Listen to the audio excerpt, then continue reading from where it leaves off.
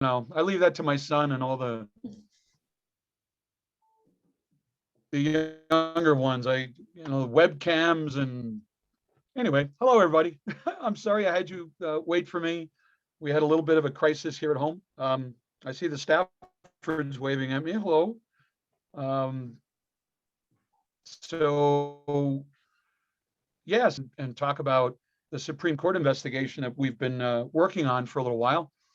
I think if nothing else, it opens up a few eyes to what goes on, for want of a better metaphor, under the robe. It's a judicial system that we pay attention to, but we're not quite afforded the type of deep access that our stories of late have been able to bring forth. But make no mistake, we do our best efforts to inform everybody. I'm hoping most of you have seen the story. I think Beth, a moment or two, had put up there the litany of pieces on the website. So if there's anything you hadn't been able to yet read, it would be, just fine. Somehow or another, I'm going to change this screen view because it made me very large, and I don't really need to see me very large. So there we go. Thank you. If you see me very large, I apologize, but I certainly don't need to see myself that large. Anyways, so feel free if you have questions to ask along the way, because that often is the easiest way to kind of figure out some of the behind the scenes information that I may not have shared in the story. But I may not be able to give too much detail because do understand we still deal with the issues of ethics and the issues of sourcing and protecting sources and that type of information. But I think I've been at the Denver Post long enough, 21 years by my last edition, that I think people trust me now as readers of the Post, if you are readers, to try to get it right. We're imperfect as humans, so we can't always do that, but we really make a pretty good effort to get there. This story actually had its beginnings about 2 years ago, when I initially had heard about this contract that had been given to the former chief of staff at the Supreme Court. The Supreme Court has a lot of little pieces to it, our judiciary system, judiciary department. And so the Supreme Court is actually sits to the side, yet above most everything. And the portion of that department that deals with the entirety of our judicial system across the state, there are 22 judicial districts. There'll be a 23rd in a couple of years down in Douglas County. And there's an office there called the Supreme Court Administrator's Office, often just acronymized as SCAO. And that's really where the bulwark of the work of the judicial department happens. That's the administrative things that occur. They don't deal directly with the judges. They do more of the human resources, the people that work within judiciary. These will be the clerks that you see in the offices. These will be the stenographers, et cetera. The really nuts and bolts of judicial. Anyways, so that story, it came to me that there had been this contract that was awarded to the former chief of staff, which isn't really that big a deal. I mean, you hear something like that and they say, oh, it's a sweetheart contract. Those really don't get me excited. I know they happen, but sometimes you have to rise to a higher level to make a story happen, at least to take up my time, because I get paid. And my boss likes to think I'm doing good things when they sign the checks. So in this particular case, my interest was piqued because the woman to whom the contract was given was someone who had just been under a high level of discipline. She ran into some trouble, which is very unusual for a high level administrator, but it had happened, and she was to be fired. And then instead, here she was getting this $2.5 million contract. So that was where my interest was piqued. So we used various ways to get at the information, not just sources, but the obtaining of documents as a member of the public. You, like myself, can request information from the various levels of government. Most of us know it as the Freedom of Information Act, or in Colorado, it's the Colorado Open Records Act, CORA. But in the state judiciary, they operate differently. They operate under a set of rules that they've created. Please don't ask me what the acronym stands for, but it's PAIRR. And it sort of replicates the Open Records Act, but it's not precise. Anyhow, it was through the use of that rule that allowed us to acquire the contract, the details of the contract, how much money, et cetera. So as I was investigating that story, unusually, the chief court administrator, a gentleman by the name of Christopher Ryan, while I was working on that story, canceled the contract with the woman, the chief of staff, her name is Mindy Macias, canceled the contract and resigned. That's highly unusual. I've written a number of stories in my career where typically the reaction or the outcome quite obviously happens after the story is published. In this particular case, it happened while I was working on the story. Very unusual. It has happened before, but it's very infrequent.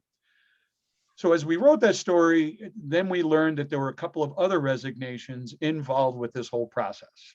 So not to belabor it too terribly, it had always stuck with me that there was a reason why that contract happened.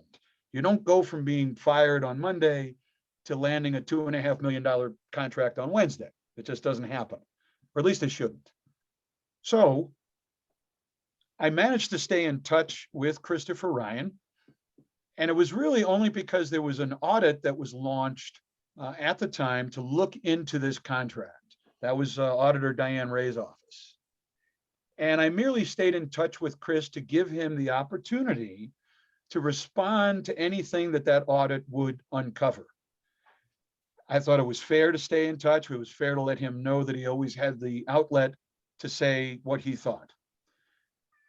When that audit came out in the top of December of 2020, so what month are we in? April, holy cow, how'd that happen? It's April. But in December, the audit was coming out. I couldn't get an advance copy. Sometimes we're allowed to do that, but the auditor's office is very strict on their rules, and should be. But I did know they were to meet in front of the Legislative Audit Committee at the State House to discuss what they had discovered in their audit of the Judicial Department, which was a result of the stories that I had written about 18 months earlier. It took a long time because of the pandemic, quite sadly, but at least they stayed with it. When that meeting occurred, it made it very clear that a lot of the problems that they discovered at State Judicial were largely the result of what was said to have been Christopher Ryan's responsibilities, including that contract. I reached out to Chris and asked him, what do you make of this? And Chris was very upset and said, I need to speak with my lawyer, but I think I'm going to have something to say. And I thought, wow, okay, Chris hasn't talked at all. We had a small interview when I did the original story about Mindy Macias and the contract. But till that point, Chris had never said a thing, which was the expectation. Most government employees don't say a word. And Chris called me up and said he'd like to meet downtown, which was in the middle of December, I think, in the middle of the pandemic. And I said, yeah, well, I guess I can, let's go downtown. We've been working from home. This is my basement office. We've been working from home since March of last year, like many others. We went, and in that meeting is where Chris laid out a number of different things addressed in the audit, but very specifically said that the reason for that contract was because of a memo that was written. He didn't call it a memo. I've been the one to call it a memo because I didn't know what else to call it. If you've seen it online, if perhaps, I don't think you can see it here, but this is what it looks like, which looks like a memo. I mean, really, but it's not written in the way a memo is normally written. And he said that it was made very clear that Ms. Macias, if she were fired, would be filing a sexual discrimination lawsuit against Judicial, in which she would also be revealing the outlandish and gut-wrenching, to use Chris's word, conduct of a number of judges and other high-level employees within Judicial Department. And that in lieu of that, it was decided that to avoid that happenstance is to award her this contract that they were going to be giving to someone anyways. They had judicial leadership training. It's essentially anytime you have chief judges come into positions of administration that they're not quite accustomed to, they're trained on how to be better leaders, better examples, etc. You've seen corporate America do these things all over the place. And they were going to have a new contract. It was decided that they would have somebody, rather than the two women who had been doing it for a few years, someone with a little more judicial-centric training. And why not give it to Mindy Macias, since she had been helping with training? She was a human resources director. She was actually very well known nationally for that type of work. So it wasn't as if she couldn't do the job or do it very well. So in lieu of that lawsuit, it was decided and determined that they would figure out a way to award that contract to Ms. Macias. And it wasn't a small contract. It was over 5 years, $2.5 million, which was far larger than the $170,000 salary, still quite a nice salary, that she was pulling down from the state of Colorado. It took us about 4 weeks. Well, it was longer than that. I take that back, 2 months, because the story didn't actually run until February. And the question I think that should be asked is why it took so long.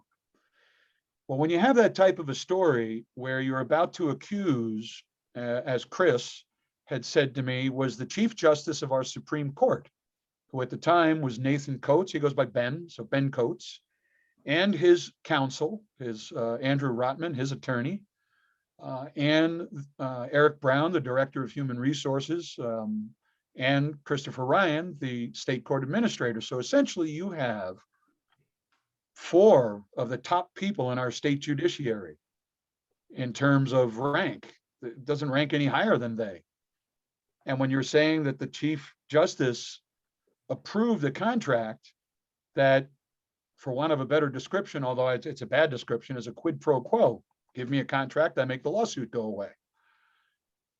That's a really big accusation to make. So our first order of business was to find this, because this is the memo. And without this, I didn't think we had the story. So using that very same pair that I just described earlier, PAIRR 2, never seen pair 1, but I suppose it exists, and pair 2, and I made a request for this memo. And I was rejected and denied. I was told that the memo, I was told that what I was looking for did not exist. Those are very important words, because if any of you here have any legal background or experience as attorneys or otherwise, you know how attorneys can be. They are very precise. So if there was any one thing wrong in my request, they were going to deny it.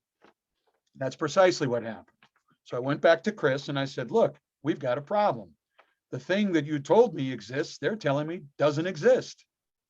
To which Chris replied, read it back to me, and I read it to him, and he says, well, you've got the dates wrong, Dave. And I said, I do. He said, yes, you're off by whatever I was off by.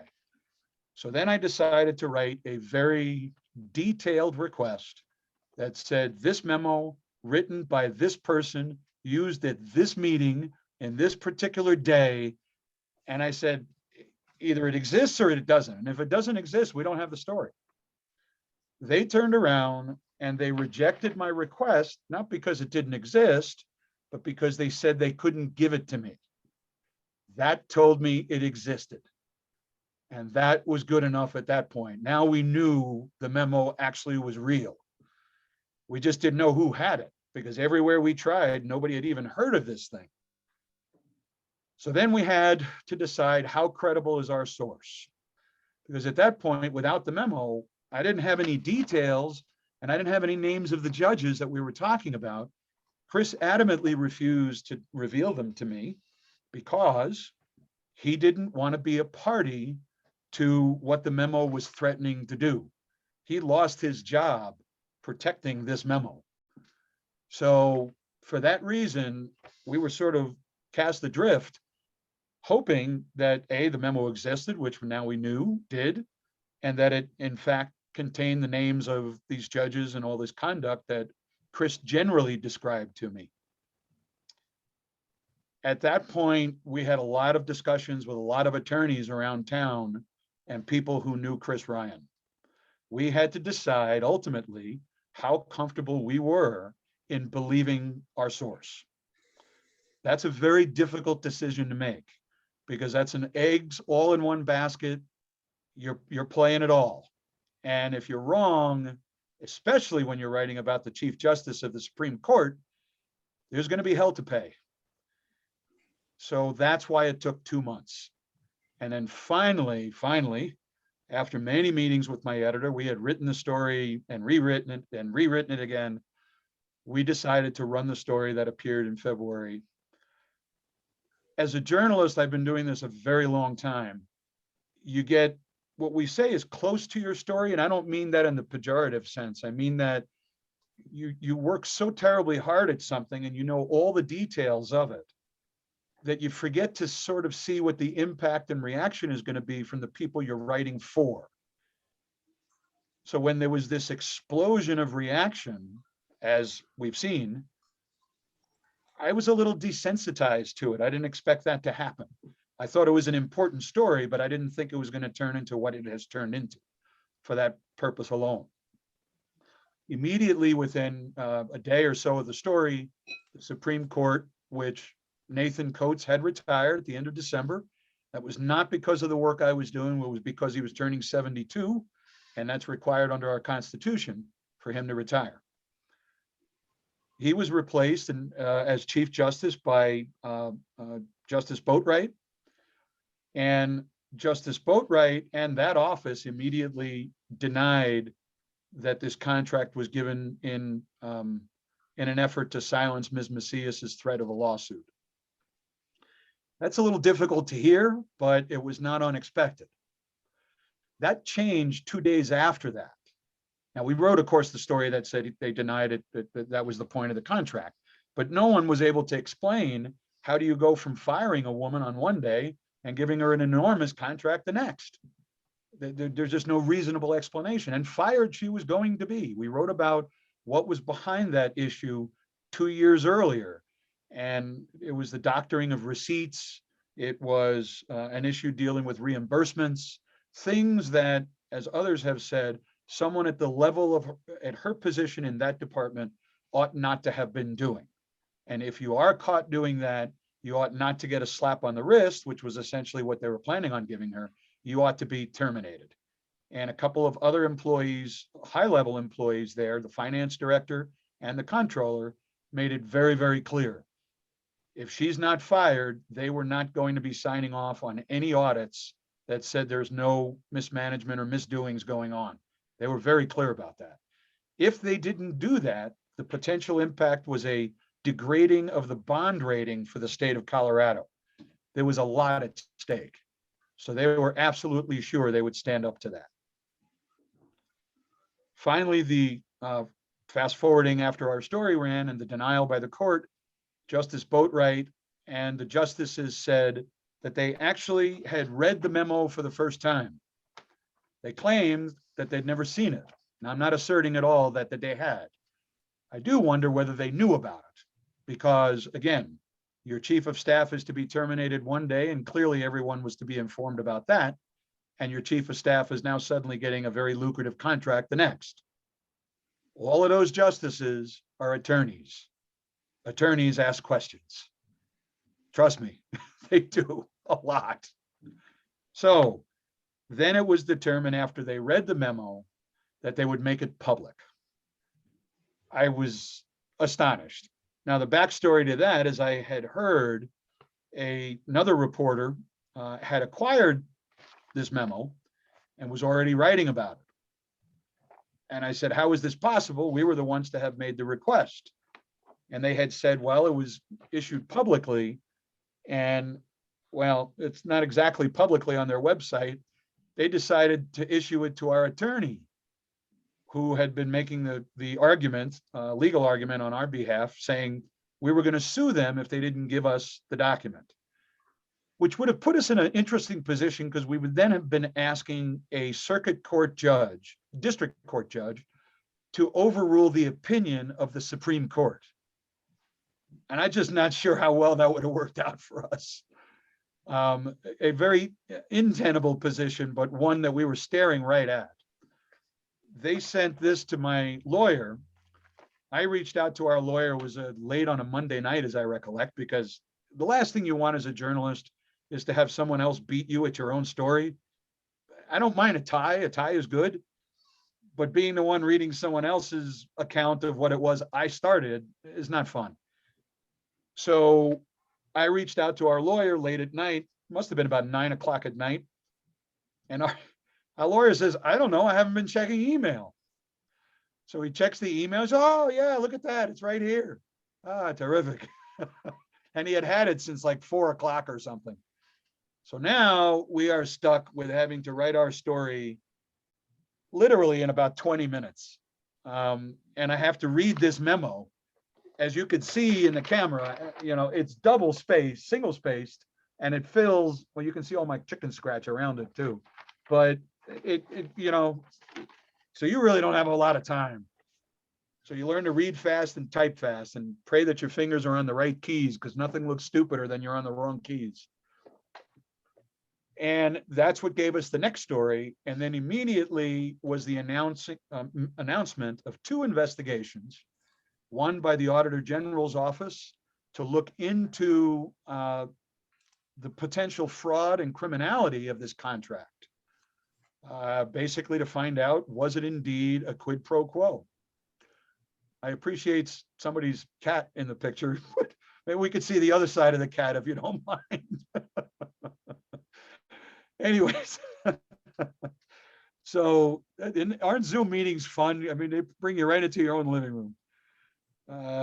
And the other investigation, the Justice Boatwright announced, and he did this at a meeting in front of the legislature, the General Assembly, which has never happened before.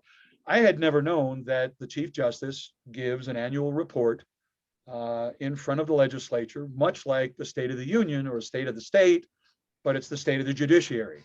And that's what he did. And it was there, Justice Boatwright, in front of the other justices, said that they would launch another inquiry looking into the contract, looking into the allegations of the memo, which is a number of allegations. There was about 27, 28 different things, ranging from sexism and maltreatment of women to some pretty lurid behavior by sitting judges and by some former chief justices of our court. They were going to name, and I'm waiting for the request for proposal of an outside investigator. And they, each department named a participant in a committee to determine what they would investigate. So the Attorney General named someone, the state Senate president, the House Speaker, the governor's office, the Supreme Court stayed out of it. But I will have to say in closing that I've been at the Post 21 years. I've been a journalist 39.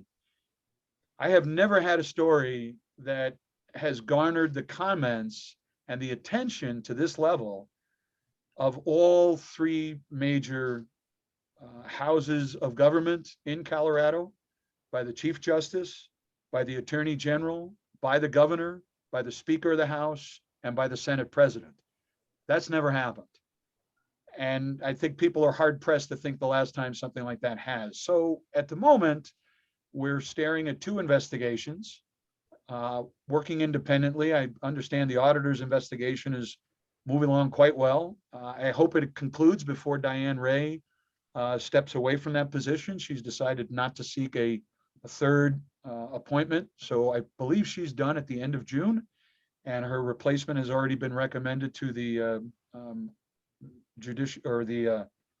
the joint committee, legislative audit committee. And I don't know when the RFP announcement is to come out for the independent investigator. I was expecting something late last week, but I'm told that perhaps it may just be this week. Are there other stories? Yes, we had another story that went into the details of the contract and some of the allegations made within. As much as I could figure out, there was some people, even though I know who they are, it would not have been right to have named them. Unless they chose to be named, some did, because they weren't charged with anything. So that's a little bit of a delicate balance there. And we offered all of the judges involved. We reached out to all of them. To their credit, some of them were happy to speak with me, just not on the record, which basically means it gives me a better understanding of what we're talking about, but I'm not able to share it publicly for whatever their personal reasons are.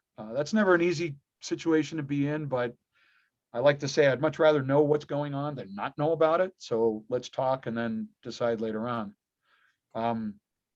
That was one story. I had written another story that we have not published that gets into the details of how that contract actually came to happen. We're holding on to it. I'm not sure when we're going to run it, but we have those details. We know how this happened. For want of anything else, I'd be happy to answer any questions about the stories and the things we found out in our reporting and anything generally about working at the Post. So feel free. Please raise your hands if you have a question. Is there a little place to do that? Is there a little thing underneath? Some of these Zoom things have little raise your hands. I don't see it on this one though. They do. Oh, there's chat. I see that too. Yes. First, Mr. Migoya, please add the League of Women Voters as a very concerned party to this, to these allegations. We have appointed an official observer to follow the minimum of 2 investigations that come out of this, and I believe that that observer might be our first question. Is that true, Deb? Did I see you raise your hand?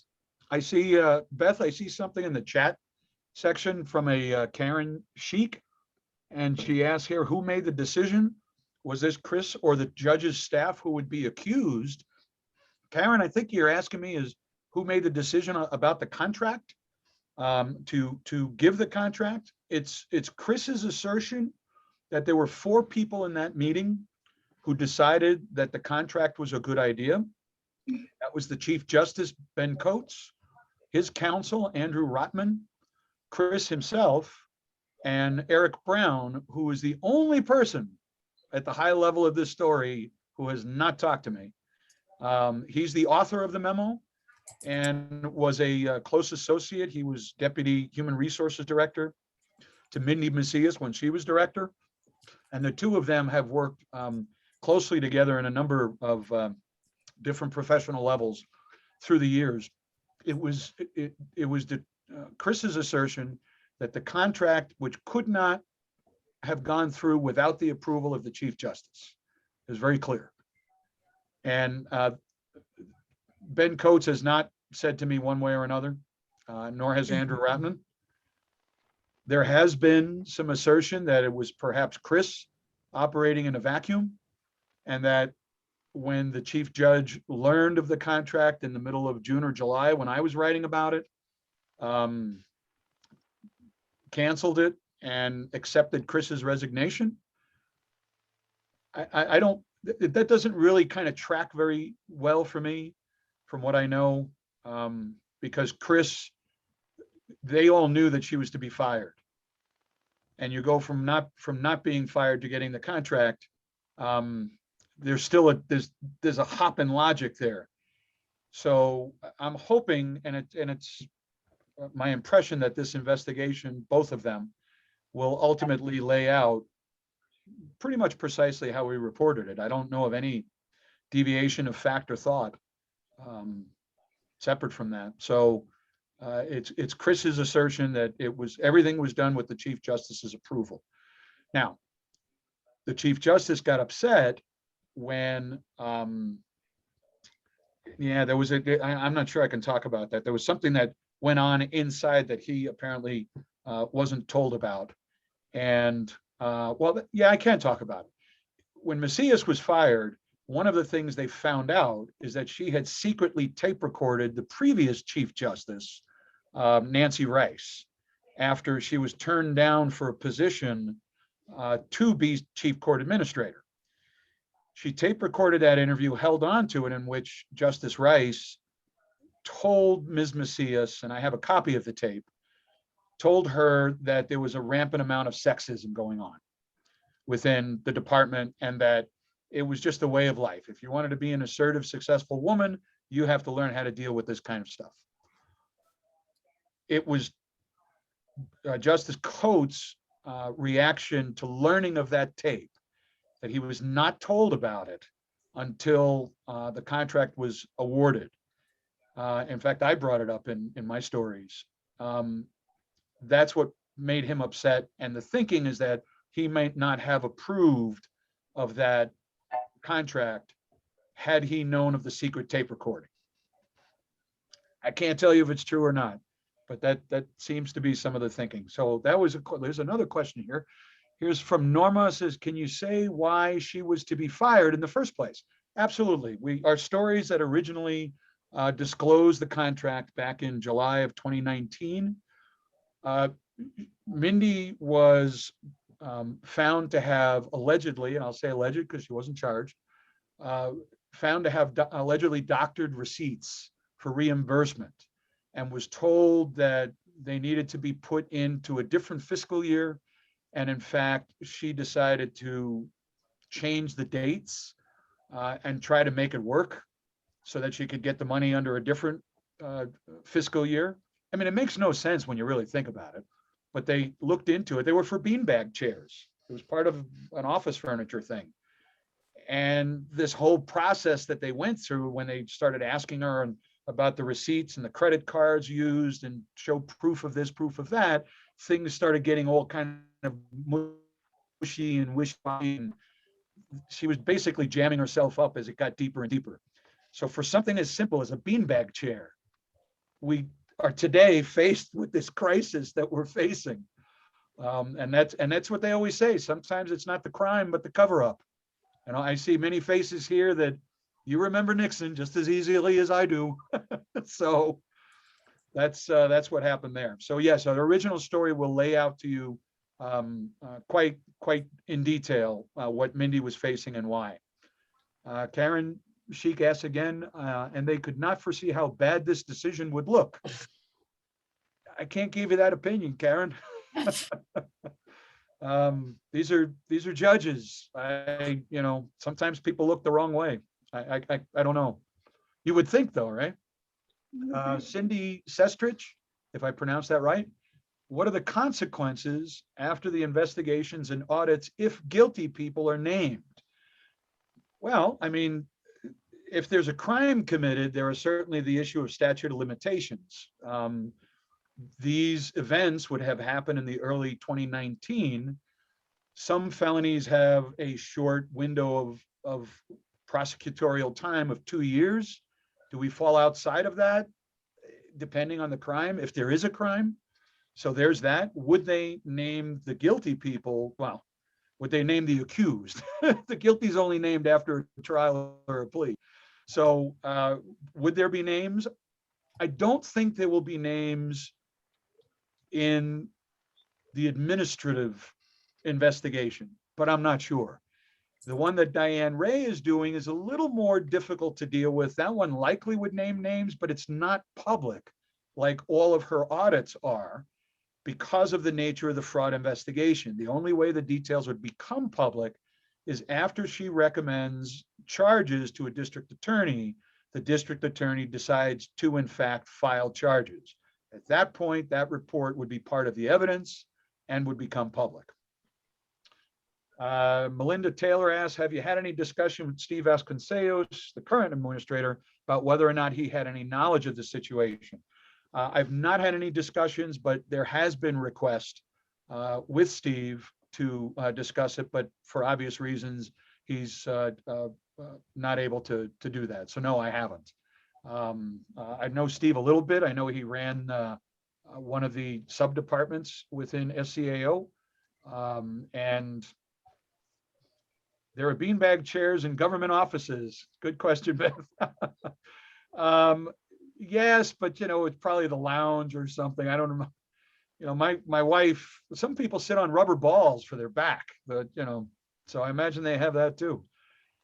Cindy Sestrich, wasn't Justice Ben Coates the one that said people should bring in their own artwork and the state isn't going to pay for that? I remember that when they were building that new building, and they weren't really keen on the idea of bringing in all this artwork, and they wanted people to sort of make it feel more like it. Details after that, I have to claim ignorance, Cindy. Deb Armbruster asked, there are so many moving parts involved here. No kidding, lady. Is Mindy Macias being investigated for possible criminal conduct as part of either investigation? The only investigation I'm aware of is to be looking at possible criminal conduct, and there is no restriction to how far and wide they can look, is the one that is in Auditor Diane Ray's hands. They are conducting a fraud investigation. That's what their approach is. They're allowed by statute to do that, and that's what they're doing. I don't know the breadth of the investigation because we've not even seen the request for proposal yet for the outside investigator.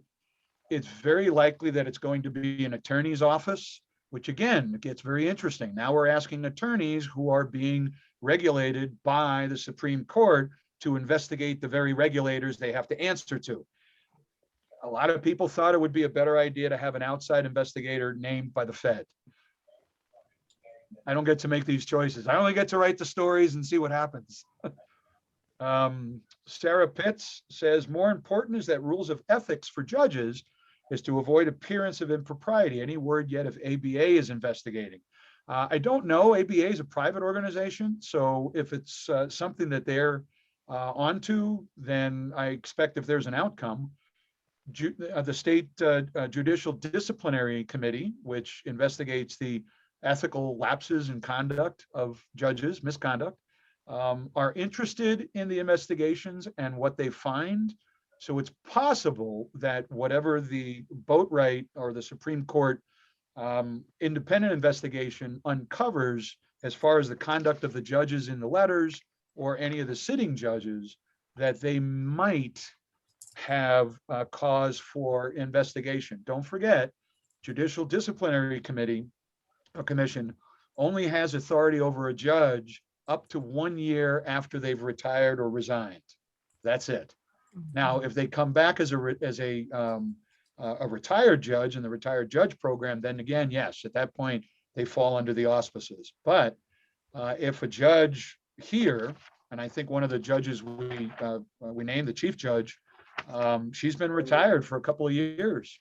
She's not in the retired judge program. I know that because somewhere over here here we go, the list of all the judges in the retired judge program. So we know. So I don't think it'll reach out that far. ABA has had a statement, CABA or CBA has had a statement. Everyone calling for a investigation, openness, transparency. It remains to be seen. I'd like to be as positive thinking as everyone else to believe that such an inquiry is going to have the intended result. I can't tell you. I don't know yet. Kirk is sending me something. Oh, okay. Very interesting. Okay. Well, I appreciate the note. Thank you, Kirk Sewell, Sorrell. Anyone else have any other questions? There's a lot at stake here. These are judges with professional careers and reputations. But as I had noted earlier, dealing with the conduct of judges and what happens behind the robe is very, very difficult. This was one of the few times that we could actually get at some of this information. All discipline against judges in Colorado, unless it's a very public sanction like the removal from office, and it can happen, are typically not public. They will do private sanctions, private reprimands, any number of different things. That's to protect the judge and their reputation. I'm not so sure I appreciate that approach. I'm certainly one to have the information more public than not. However, if there's a good argument to be made for keeping certain reprimands and certain conduct private, the only people who get to decide whether a judge stays in his position or her position are the voters, like yourself. The voters rely heavily on the retention committees, those whose job it is to privately, because there are not public sessions, to decide whether or not they think a particular judge ought to be elected or reelected or retained for their position. You take it very seriously when you read these reviews. Last year, I wrote a number of stories about what was going on, the funny things up in Adams County and the judges there. In that reporting, I learned very succinctly that the discipline of judges is not even made available to the nominate or to the retention committees. So when they're deciding to retain a judge, they don't even know he's been disciplined. And that, to me, is a problem, a big problem. I'll give you a very solid example. I won't give you names, but this happened. A retention committee was reviewing a jurist to decide whether or not they should be retained, and unanimously decided to do so.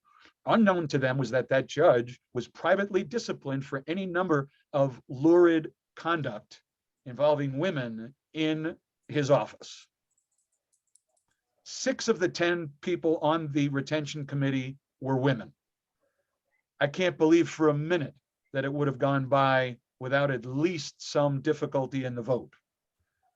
So if nothing else, the only way to change that is that because the disciplinary commission is constitutionally required to keep their information secret. However, the judge can be held by law, just like lawyers are for their own misconduct, to self-report. So the legislature absolutely can pass a law that requires any judge found credibly responsible for whatever misconduct must self-report to the retention committee. And that committee, all of their work after they make their decision is sealed and kept by the Supreme Court. Nobody gets to see it. So you still maintain the secrecy confidence. So if there's ever, I'm not an advocate for anything. Journalists shouldn't be advocates. But if there's any one thing that's come out of all this reporting,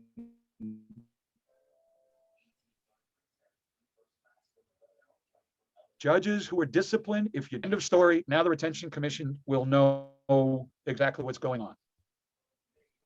Another question here. Is there any commitment to the outside investigator making a report that's available to the public? That's from Deb Armbruster. Deb, yes.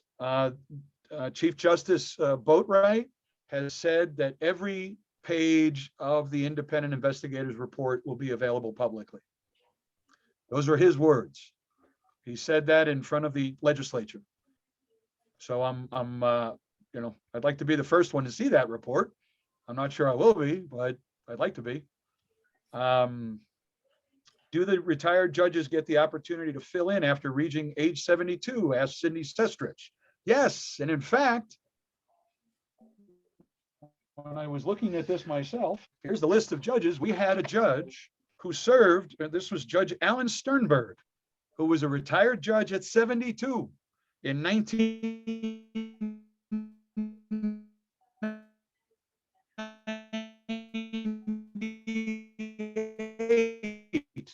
And he served as a retired one. They don't get paid to do that type of work. However, they do get a percentage increase in their monthly retirement check. That's about 20% up to 30%, commensurate with what the monthly take-home pay of a sitting judge is. So let's say the judge makes, just for the sake of ease of math, $1,000, then he would get $200 in his extra in his monthly check. That seems to be a reasonable way to do it. I have no idea. But to be a senior judge until you're 91, now typically it's supposed to be 5 years, but the law was changed to have no limit as long as the Supreme Court says it's okay. So maybe it was a really long case. I don't know. Karen Sheik again, if the investigations uncover wrongdoing, is there potential that this could remove some of the current protections that the judicial currently seem to enjoy? I think you'd have to ask your legislator about that. The only way things like that change is the legislature. I don't think, well, I take that back. There are certain things that the Chief Justice can do. He has the command of administration, but do understand that they decided now, rather than a single Chief Justice serving until he retires, is to rotate the position among the 7 every number of years. So I believe Justice Marquez is the next one to be Chief Justice, and then it'll rotate through the group thereafter. So that's a good question, Karen. It remains to be seen. Cindy asked, we only get 1 vote on sitting judges, not the ones who have retired, but come back as substitution judges. That's the senior judge for limited periods of time. Would this affect their capacity to come back? You know, I don't know. I think right now it's probably not very wise for Ben Coates to try to come back, and it would be equally unwise for Boatwright to approve it. But I think there'll be a window of time, and I'm not suggesting that Ben's done anything wrong. I'm merely suggesting that, you know, topically, the look of things, you'd like to be a little kind of smarter. I think someone asked a really good question earlier. Didn't these guys think this would look wrong? You would think. Deb Armbruster, under the scenario you just explained, could the Retention Commission tell the voters about the misconduct in the Blue Book? No. The Retention Commission has a lot of information at their disposal, not discipline, that they merely can't discuss. They discuss their ability to be retained or not, and they give you some of the survey analysis, which I'm not real fond of deciding someone is right or wrong for retention when there's only 24 people saying, you know, and they're usually lawyers saying yay or nay. But regardless, that's how they base it. But at least you'd have an informed decision. If someone sees the conduct or misconduct of a judge impacting their decision and their vote, then they'd be able to say, no, I'm not about having, rather than, oh yeah, glowing reputation, glowing this, glowing that, and you're totally blind to what's going on behind the discipline curtain. So at the minimum, I think those commissions should have access to that. And the only way to have that happen is mandatory self-reporting, because otherwise we would need a constitutional amendment. Lord knows we don't need another one of those to change how the judicial discipline's set up. Sarah asks, was there any word of mouth in the bar over the years about discriminatory actions by judges? Well, there's always word of mouth about pretty much anything you'd like. And when we say discriminatory actions, is it discriminatory against women? Is it discriminatory by race? There's currently right now a lawsuit by a woman who was within the Supreme Court Administrator's office, said she was discriminated against both as a woman, as an elderly woman, and as a Black woman for a position that she was eminently qualified for. The 2 judges, Chief Justices, were also named in that lawsuit, Gabriel, and the second one eludes me at the moment. You know, is it alleged? Yes. Is it true? Well, that's what juries and courtrooms are for. I should note that one of the stories we wrote about the memo, because it was alleged that a judge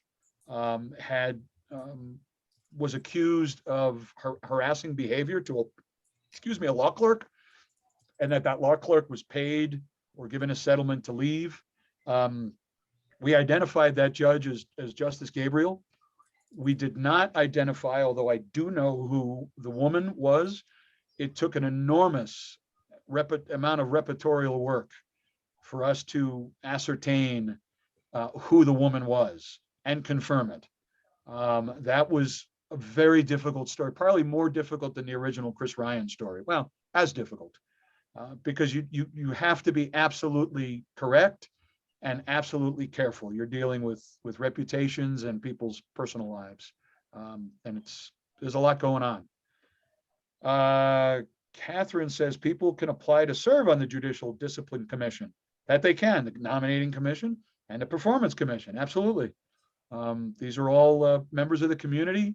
It wasn't until we wrote the stories last summer about diversity on the bench, on how communities of color had no judges of color at the district court level, or few, comparative to the population. That was not intended to do anything other than to open a few eyes, because it didn't even occur to me that that would be an issue today. In largely Hispanic Colorado, when we have counties that are 60, 70, 80% Hispanic down south, and you have not a single Hispanic district court judge, I don't understand that. Now, that's not to say that a district or a Hispanic would, and I'm using Hispanic as an example, could easily be Black or Asian or otherwise, but it's not to say that a Hispanic attorney didn't apply for the position. All we get to see as public are the 3 names that the nominating commission forwards to the governor. And they don't include their racial breakdown. We have to do that work on our own. But they do keep track of it at the judiciary, and we ask for a database of all the sitting judges, both county judges and district judges, and their race. And they were able to show us that. So that's not to say there wasn't a Hispanic applicant. We don't know. You don't know if they're excluding, or you don't know if nobody's applying. It's any number of different issues there. However, ever since that story ran, I'd like to think, I think 75 or 80% of all the judges that have been named by Governor Polis have been persons of color or sexual orientation. There's been a huge change. I don't want to take any credit for that change. I think people stand up on their own merits, but I think it certainly made the decision makers a little more aware of what's actually going on. So that's a good thing. Was the Denver Post charged for the open records each time? Yes.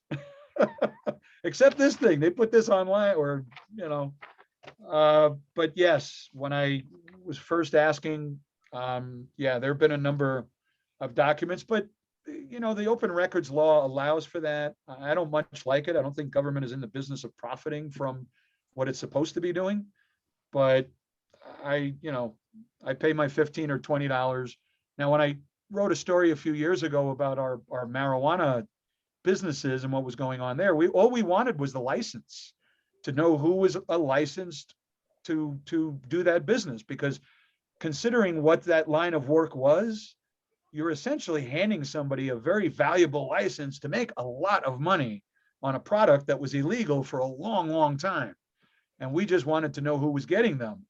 They initially refused, and then they said, sure, you can have it, $10,000.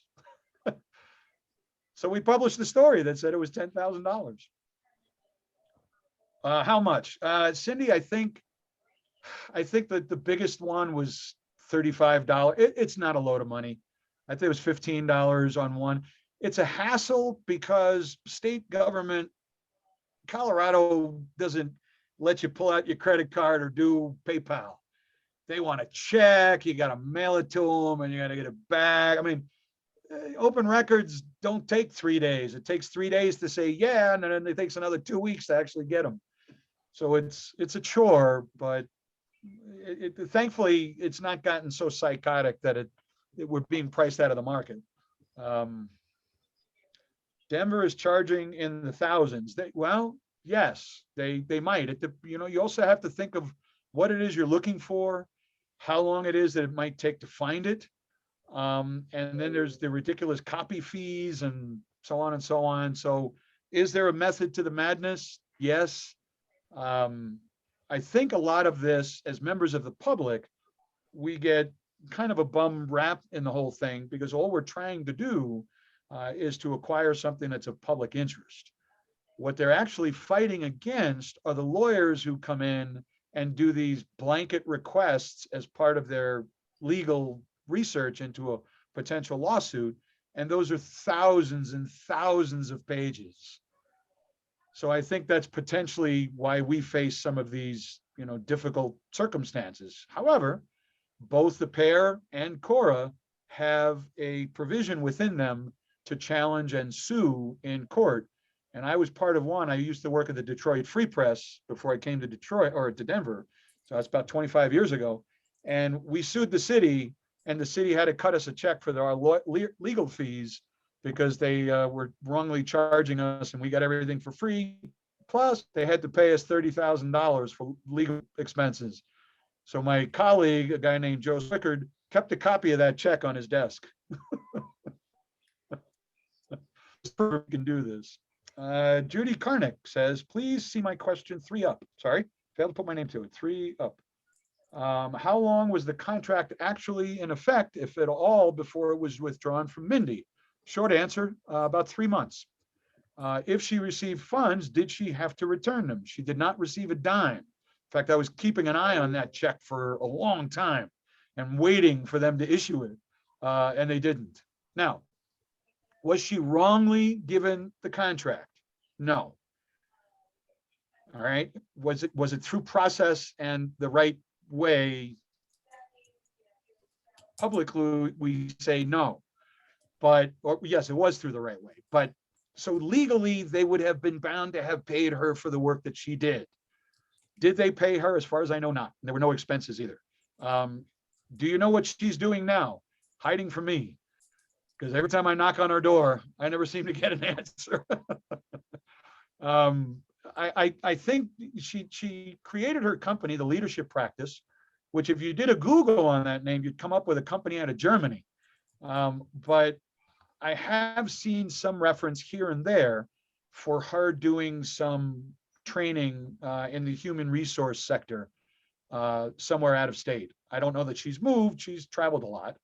I imagine she's still training for more marathons. She was actually a world-class marathoner, has run a sub-4 marathon, which is pretty darn good at our over 50 age. So I imagine she's, busily involved in that, but I have not physically seen her, and every effort I've made to speak with her has met with silence.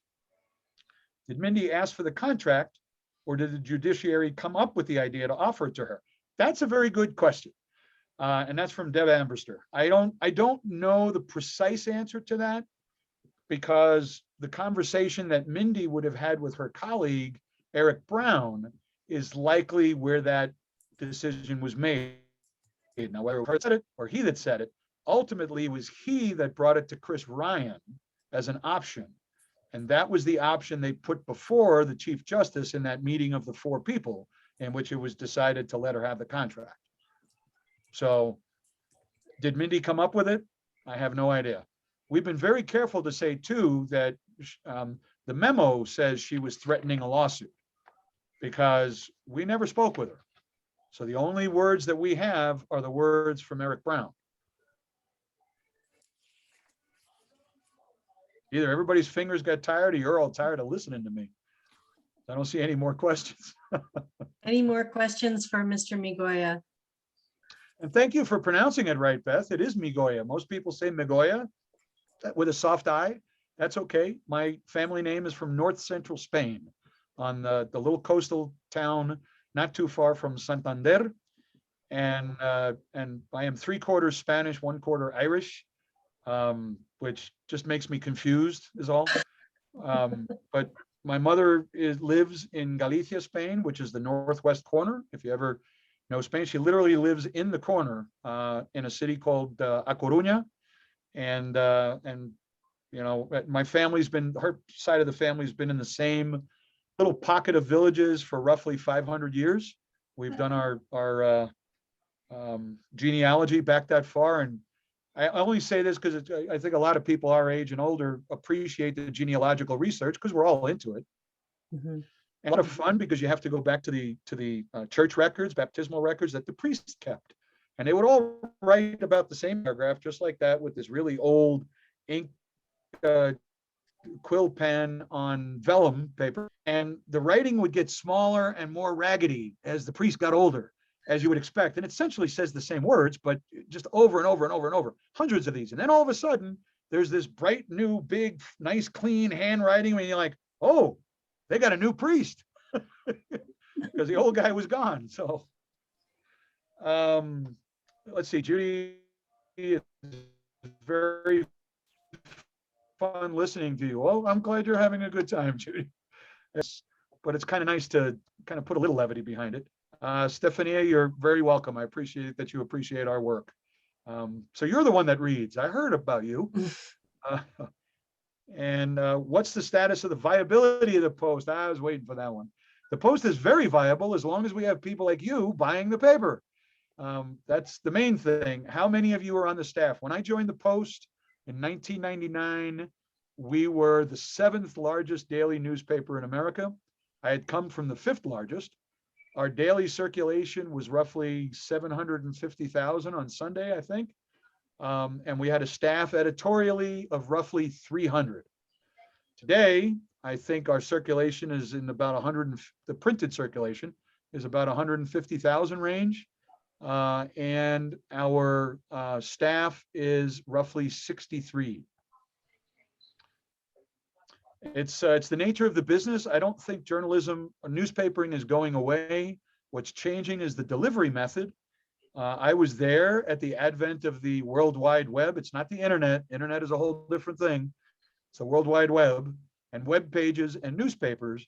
And the big mistake that we made was to think that we would use the internet to drive people to the printed product. Once, and as the old lawyers will say, if your lawyer still is on here, once you open the barn door, it's a little hard to put the horse back in. And that's precisely what happened. So once you gave away the product for free, there are very few people, myself included, that would want to pay for it. I still get a home subscription to the Denver Post. I chastise any of my colleagues who do not, because you should be embarrassed to work for the paper that you don't support. Have it at home. I get my Times, and I, like you, if you still get the printed paper, because our generation loves to read the paper. You may not get it every day. I have the same problem. And I get on the phone and I start complaining. Please let them know. Get on the phone. Years ago, a retired judge from Illinois told us to vote against retaining any judge. Irene, there's a ton of people that say that today, and they're not even judges. You know, there's been a lot of discussion and argument as to whether or not the way we choose our jurists is the right way and a good way. I can't tell you because I can see some credibility in the response that says to keep money out of politics, keep money out of the judicial elections. I can understand that, and keep, you can't keep out party line because we have a Democrat in office. He's the one picking. It's likely they're going to be all Democrats. So it allows the voter to at least say yay or nay, and the number of years in between those retention elections varies according to the position. Is it a good idea? I can't say it's what we got. What I can say is a good idea is, I'll repeat, if that retention commission is going to make a recommendation, they better damn well know about that discipline. That's the only way we can have a fair and impartial decision made by the nominating committee, because right now they're not getting all the facts, and that's just not good. Thanks for your great work. Well, thank you, Cindy. That's very sweet of you. I appreciate that. I think I've gotten everybody's questions. I try to get everybody's. Okay. I'm a bit of a talkative sort because all I do all day long is type. So, Well, but sir, I appreciate you very much. Thank you. we appreciate you. We wouldn't, it's very possible we never would have known about this issue without you. And therefore, for your work, I hope that anyone who's able to turn off their mute and join me in giving Mr. Migoya a round of applause for your work towards our democracy. That's very sweet. Thank you. But please be sure, as much as I appreciate the credit for having broken the story, all the credit, the absolute credit, has to go to the bravery of Christopher Ryan. If you consider for a moment, I was the reason why Chris lost his job in the first place. I wasn't, well, I was the cause anyway. He was the reason. They were the reason. But the very same person that cost him his job was the one Chris came to go to the next step. And I think that says a lot about not only my reputation, but that of the journalism that we do is important. It just has to be done in a responsible, important way. There's way too much at stake. And to take it lightly is a disservice, not just to ourselves, but to you mostly as the readers, and to anybody that looks at our copy and tries to take action as a result from it. We have to be absolutely fair and precise and try to keep things in perspective. That's why it took 2 months to run this story, because we wanted to be absolutely sure what we were writing. Beautiful. And for With that, that- I will make another plug for our event on Thursday night about news and media literacy and information bias. But again, thank you, Dave. We really appreciate your work and your time. We will be in touch and we will be following this story. Me too. Yes. Thank you you very kindly. much. Good night, everybody. All right, Take bye-bye. care. Bye-bye.